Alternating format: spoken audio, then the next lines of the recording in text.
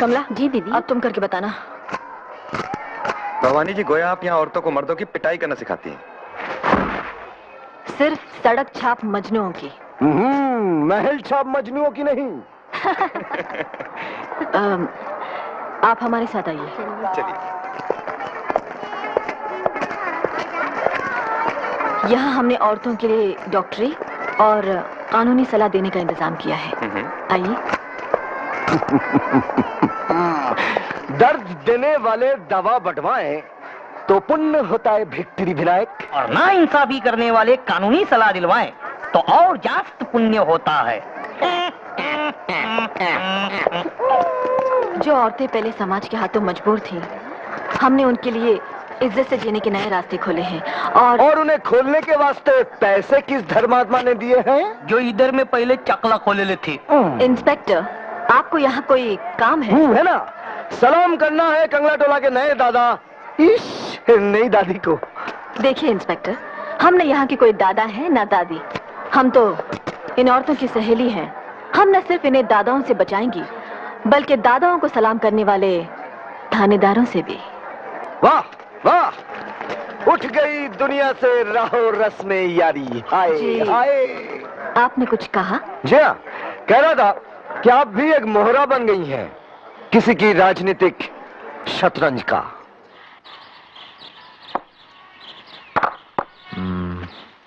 नमस्कार पुरुषोत्तम जी। आओ भवानी आओ। मंगल ने बताया कि आपने हमें याद किया है। भाई, काम के वक्त काम के आदमी को ही याद किया जाता है। दरअसल हमें पार्टी के चुनाव प्रचार के लिए कोई काम का आदमी नहीं मिल रहा। तुम ये जिम्मेदारी संभाल लो।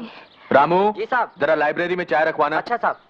मैंने चरणदास से कहा है कि अगर हमारी पार्टी की सरकार बने तो तुम्हें समाज कल्याण मंत्री बनाए। लेकिन पुरुषोत्तम जी, हम किसी पार्टी या सरकार की नहीं, जनता की सेवा करना चाहते हैं। आओ भवानी, मैंने भी कभी किसी सरकारी गद्दी पर बैठना मंजूर नहीं किया। मेरे गुरुजी का कहना था कि सरकार से किसी भी तरह जुड़ना अपने हाथों में सोने की हथकड़ियां डलवा लेना है। आपके गुरु कौन थे? आपके गुरु? करमवीर गणेश दत्त जी। करमवीर गणेश दत्त जी आपके गुरु थे? थे और आज भी हैं।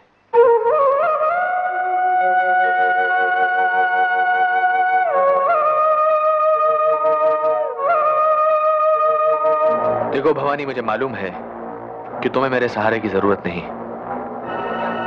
लेकिन यकीन मानो, भ्रष्टाचार से लड़ने के लिए मुझे तुम्हारे सहारे की सख्त जरूरत है। हम राजनीति से हमेशा दूर रहती आई हैं। हमारे पिताजी कहा करते थे कि इस देश को पार्टीबाज राजनीति की नहीं, बल्कि गरीब नवाज नीति की जरूरत है। पुरुषोत्तम जी की इस मंच से अगर हम बोल रही हैं तो सिर्फ इसलिए कि ये मंच चुनाव लड़ने का नहीं, भ्रष्टाचार से लड़ने का मंच है। भाइयों और बहनों, भ्रष्टाचार को मिटाने के लिए, भारत को फिर से भारत बनाने के लिए पुरुषोत्तम जी के हाथ को मजबूत कीजिए।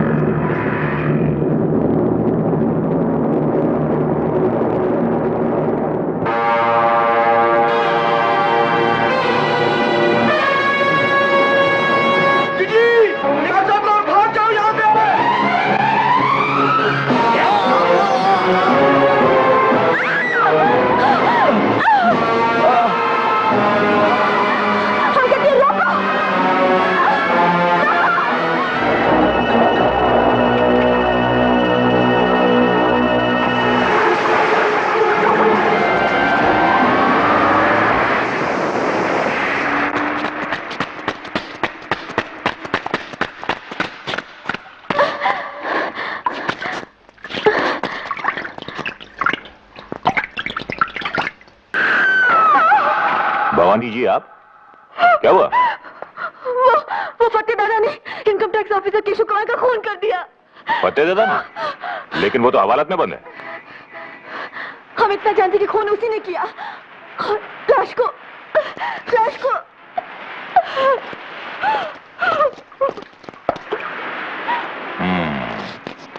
बहुत खूब। हवालात में बंद आदमी ने खून कर दिया और लाश बेपर के उड़ गई। क्या?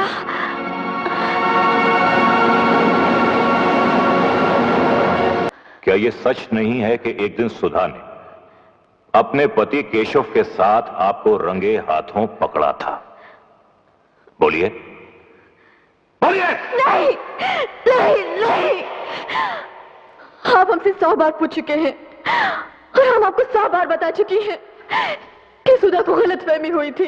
कातिलाना क्लाइमेक्स तक पहुंची आपके पगले प्रेम की दर्दनाक दास्तान। अब सुनाई डालिए। आपका बयान तो कुछ यूं होना चाहिए कि जब मैंने जवानी की दहलीज पर कदम रखा तो पिताजी केशव नाम के एक अनाथ लड़के को घर ले आए। राखी बंधवाकर वो मेरा भाई बन गया। लेकिन इस पवित्र रिश्ते की आड़ में मैंने उससे नाजायज ताल्लुकात कायम कर लिए। 4 महीने पहले मुझसे ऊब कर उसने किसी और से शादी कर ली। जब राखी के दिन वो मुझसे यह कहने आया कि अब वो मुझसे सिर्फ भाई की हैसियत से मिलेगा तो मुझसे बर्दाश्त नहीं हुआ और मैंने उसका खून कर दिया। खून करने के बाद मैंने पूरी ऊंच नीच सोची और एक झूठी कहानी गढ़ी। एक प्राइवेट टैक्सी हायर की, उसकी लाश को टैक्सी में डाला और टैक्सी को डुबो दिया। ये सब झूठ है। प्राइवेट टैक्सी के मालिक और एक बछड़े के बयान से यह साबित होता है कि यह सब सच है। खोल दो इन्हें। सर आप? जोरावर, मुझे तुमसे उम्मीद नहीं थी कि मेरी पार्टी के खास वर्कर को तुम झूठे इल्जाम में टॉर्चर करोगे। सॉरी सर, गलती हो गई, माफ कर दीजिए। माफ तो तुम्हें भवानी करेगी। भवानी, मैं माफी चाहता हूं इस पुलिस ऑफिसर की ओर से, अपनी पार्टी की सरकार की ओर से और खुद अपनी ओर से।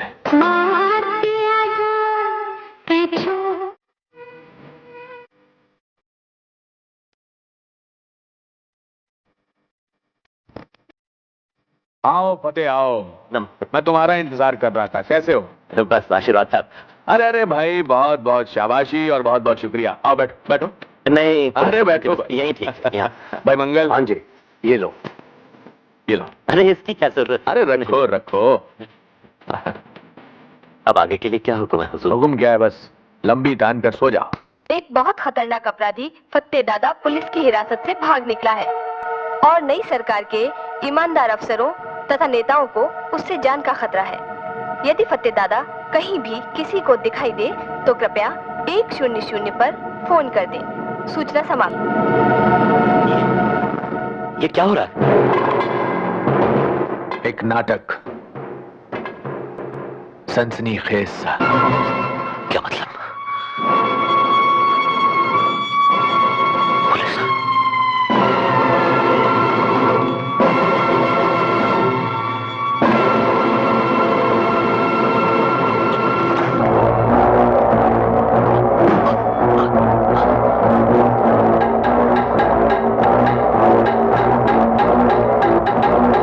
सुनो फत्ते, दिलेर फत्ते मौत को पीठ दिखाए ये अच्छा नहीं लगता।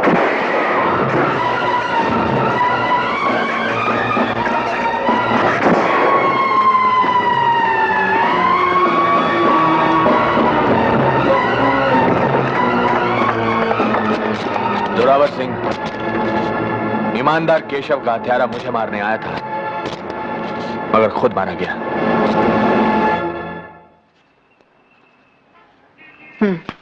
ये लो। अच्छा, तो हम चलती हैं। दीदी, एक बात और थी। बोलो। हम यहाँ आज शाम आपका जन्मदिन मना रहे हैं। हमने पुरुषोत्तम जी को भी बुलाया है। अरे यार, तुम भी हद करती हो। हम कोई बच्ची है जो हमारा जन्मदिन मना रही हो? हाँ? मैडम, जब तक आप बच्चों की मां नहीं बनेंगी, बच्ची ही कहलाएंगी। आपको यहाँ किसने बुलाया है? लो, आप भूल गई। पुरुषोत्तम जी का हुक्म है कि अफसर लोग आकर आप ही को रिपोर्ट दें। तो आप लिख कर भेज सकते थे, जैसे औरों ने भेजी है। ये मैडम, मेरी लिखावट तो डॉक्टर की प्रिस्क्रिप्शन की तरह है, जो खुद को समझ नहीं आती। मुख्तसर सी रिपोर्ट है, मुंह ज़बानी सुन लीजिए। सुनाइए। पुरुषोत्तम जी के राज में गाड़ियां टाइम से मतलब 5 मिनट पहले छूट रही हैं, और बाबू लोग दफ्तर में टाइम से मतलब 10 मिनट पहले पहुंच रहे हैं। गुंडागर्दी की दुनिया में हर छोटी मछली बड़ी मछली के पेट में पहुंच चुकी है। और हाँ, घूस लेते हुए पकड़े जाने का डर दुगना हो गया है, इसीलिए घूस की रेट चौगनी हो गई है। हर निकम्मा ऑफिसर रिटायर किया जा रहा है, और काम का ऑफिसर उसी को समझा जा रहा है जो पुरुषोत्तम जी के लिए पैसे जुटाए। इंस्पेक्टर आशुतोष, आप तो यही समझते हैं ना कि दुनिया का हर इंसान आपकी तरह नाकारा और बेईमान है? अरे नहीं मैडम, नहीं। मैं समझता हूं इस दुनिया में 1 लाख में से फकत 99,999 इंसान बेईमान होते हैं। एक आपके जैसा नादान भी होता है जो हर बेईमान को ईमानदार समझता है। आप अपनी अक्लमंदी समेत फौरन यहां से चले जाइए।